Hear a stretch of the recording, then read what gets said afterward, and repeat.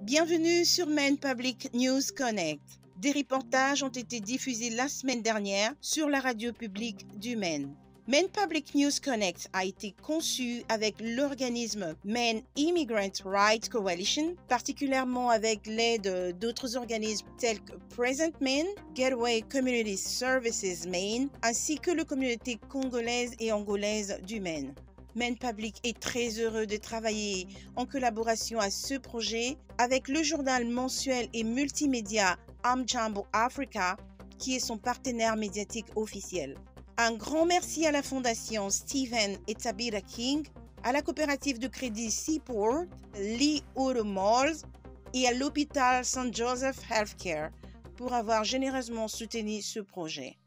Vous êtes sur Maine Public News Connect et bienvenue à vous. Nous sommes aujourd'hui le vendredi 22 octobre 2021. Je suis Victoire Liwanga et voici tout de suite le principal titre de cette semaine.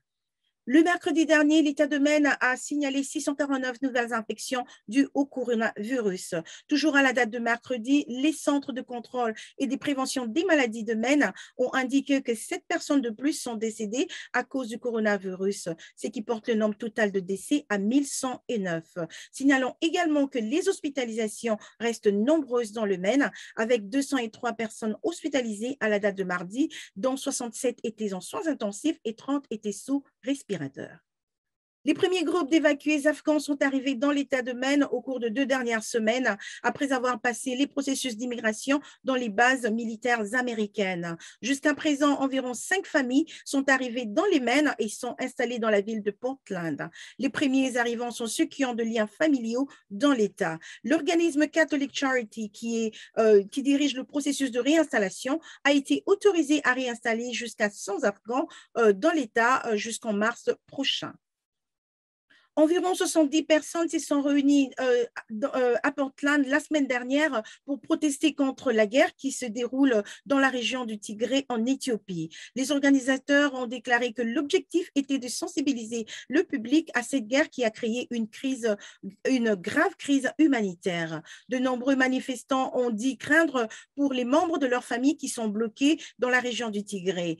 De son côté, les Nations Unies ont mis en garde contre une famine généralisée dans la région car le gouvernement éthiopien bloque les voies d'approvisionnement. Une nouvelle loi de l'État décriminalise la possession d'aiguilles hypodermiques et d'autres accessoires pour la consommation de drogue dans le but de réduire les décès par overdose. Selon les défenseurs de la cause, la criminalisation des aiguilles éloigne les gens des options de traitement et les rapproche des situations très dangereuses. Signalons que l'Agence de lutte contre la drogue de l'État de Maine, les départements de la sécurité publique ainsi que le bureau du procureur général ont soutenu la loi lors d'une audience au printemps dernier. C'est par ici que nous concluons ce bulletin pour Maine Public News Connect.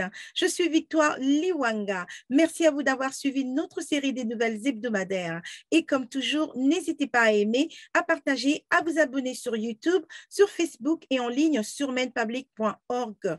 Vous pouvez également vous abonner à notre bulletin d'information News Connect pour recevoir directement des vidéos hebdomadaires dans votre boîte électronique.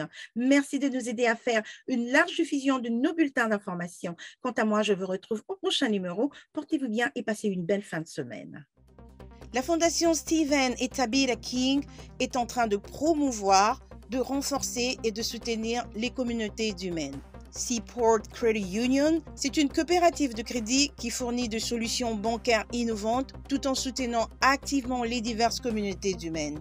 Vous pouvez la retrouver en ligne sur seaportcu.org. Lee Auto Malls, le concessionnaire automobile qui est une entreprise familiale et opère depuis 1936 avec des succursales entre la cité de Bangor et celle de Saco. Pour en savoir plus, visitez le site internet leeauto.com. St. Joseph Healthcare, un hôpital qui s'est engagé à fournir des soins et à guérir les différentes maladies humaines. Pour de plus amples détails, vous pouvez retrouver l'hôpital sur le site internet stjosehealing.org.